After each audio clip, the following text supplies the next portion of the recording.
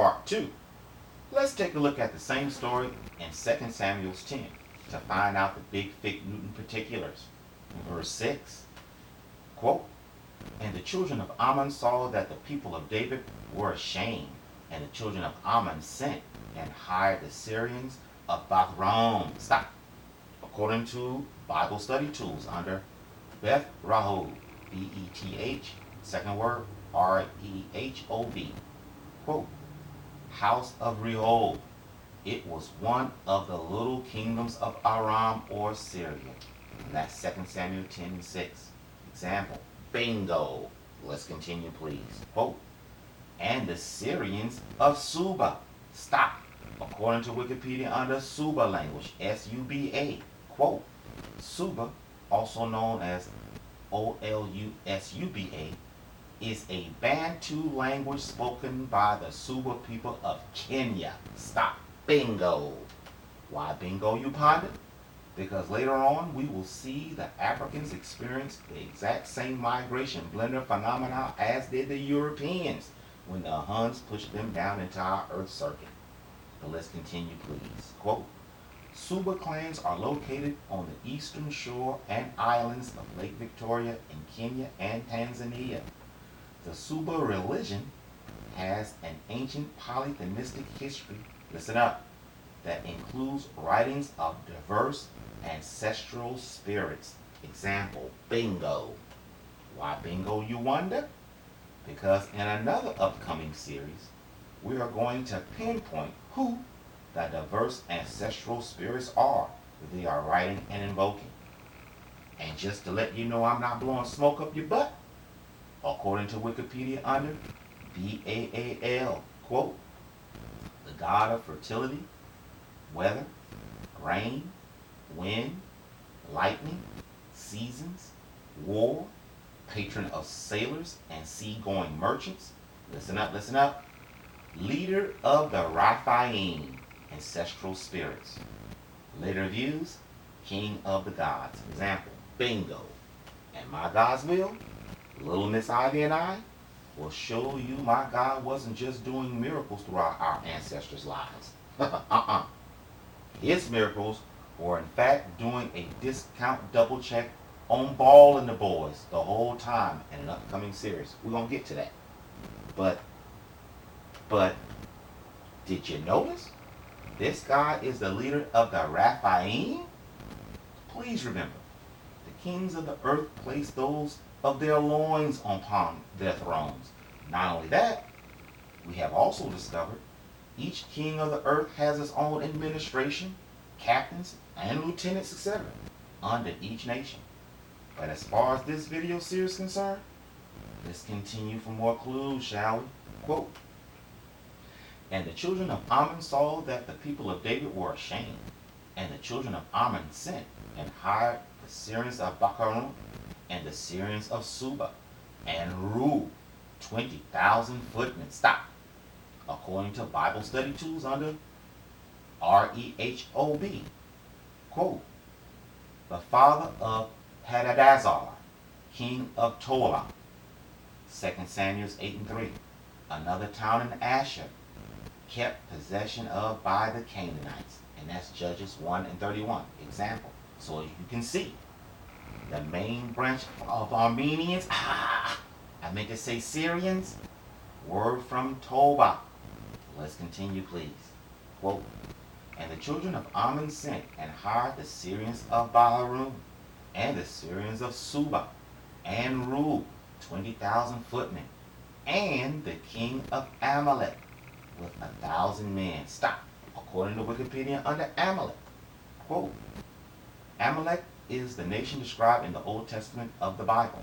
The name Amalek can refer to the nation's founder, a grandson of Esau, his descendants, the Amalekites, or the territory of Amalek, which they inhabit.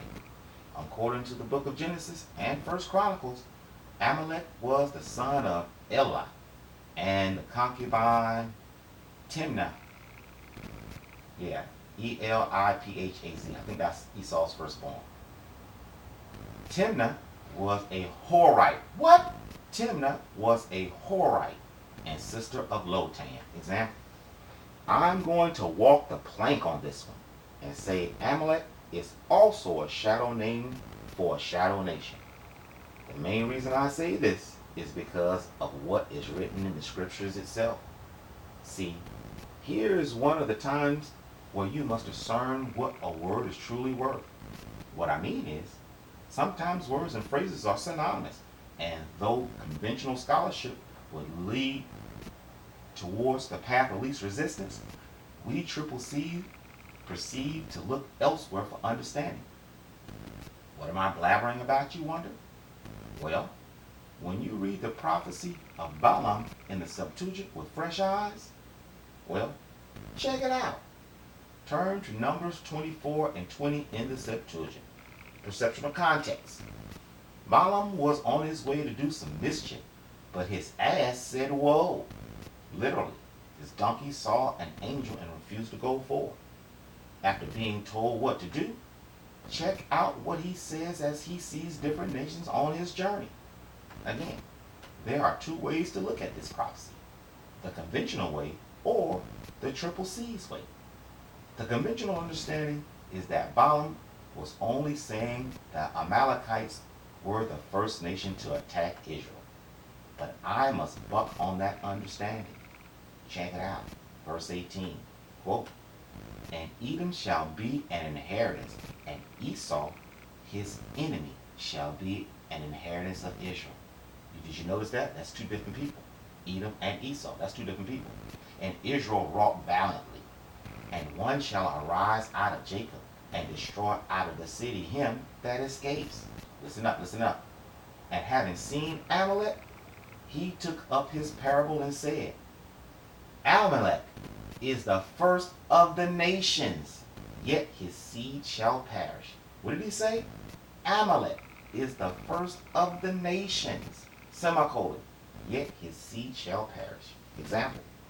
Again, you can look at it in the conventional way, or you can add this into your equation before you make your decision under exegesis of origins.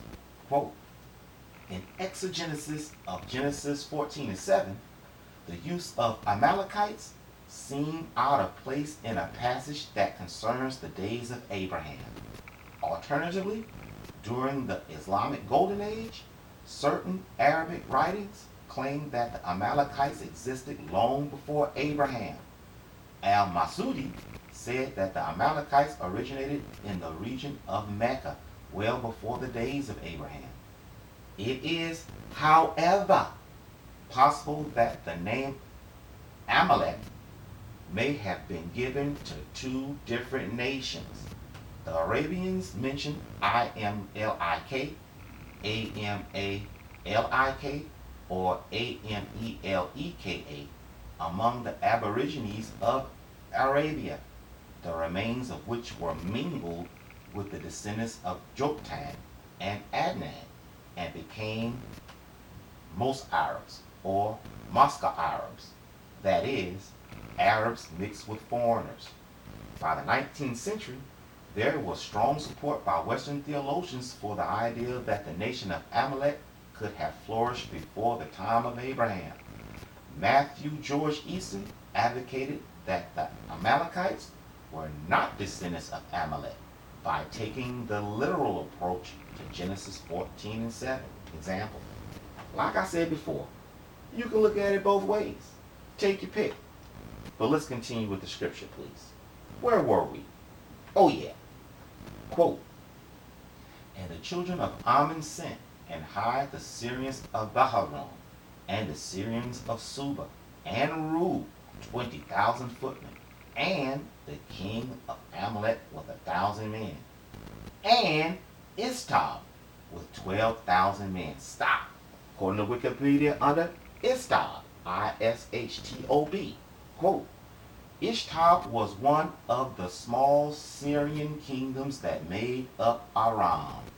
In 2 Samuel 10 and 6, it is listed as one of the kingdoms that Ammon hired soldiers from. Ishtab also means man of Tob. Stop. Did you catch it this time? Yep. Ishtar was yet another Syrian kingdom with its own king outside of the main kingdom. Let's continue with the scriptures, please. Verse 7, quote, "And David heard and sent Joab and all his hosts, even the mighty men. And the children of Ammon went forth and set the battle in array by the door of the gate. Those of Syria, Suah, and Ruah, and Ishtar, and Amalek, being by themselves in the field." Let me see. Let me go back. Verse 8. "And the children of Ammon went forth and set the battle in array by the door of the gate. Those of Syria, Suba, and Ruah, and Ishmael, and Amalek, being by themselves in the field." That's it.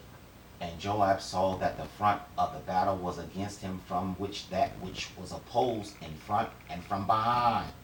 Oh, they tried to trick him up, brothers and sisters. They tried to trick him up, get him from both ways.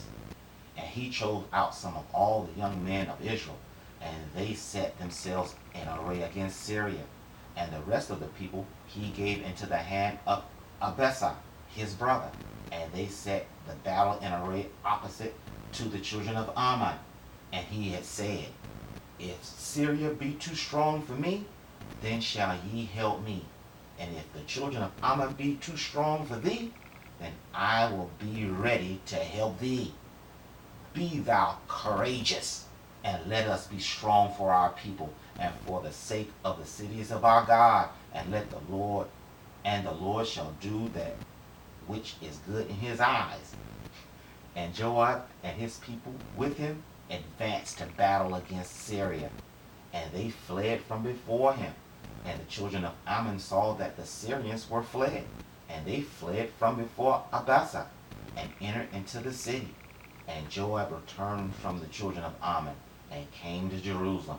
And the Syrians saw that they were worsened before Israel, and they gathered themselves together. And Adazar sent and gathered the Syrians from the other side of the river, Kamalak, and they came to Elam. And Sobak, the captain of the host of Elazar, was at the head. Stop. Bingo. I sure hope you guys are reading with me.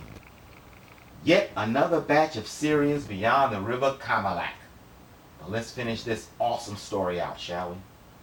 Whew. After Prince King David heard how the heathens were raging, he called up all of Israel into battle array. Verse 17, quote, "And it was reported to David, and he gathered all Israel, and went over Jordan, and came to Elam. And the Syrians set the battle in array against David, and fought with him. And Syria fled from before Israel, and David destroyed of Syria 700 chariots, 40,000 horsemen, and he smote Sobak, the chief of his host, and he died there." Listen up, listen up, listen up. "And all the kings, the servants of Adazar, saw that they were put to the worst before Israel, and they went over to Israel and served them. And Syria was afraid to help the children of Ammon anymore." Example. Bingo!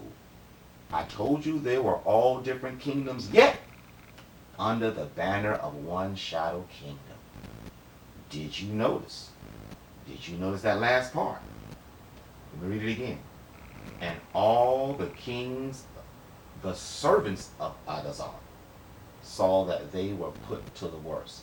So all of these different kings, again, all of these different, like I've been trying to tell you, all of these different kingdoms out there spread out all over everywhere, causing mayhem and chaos all over the known world, they still had one king.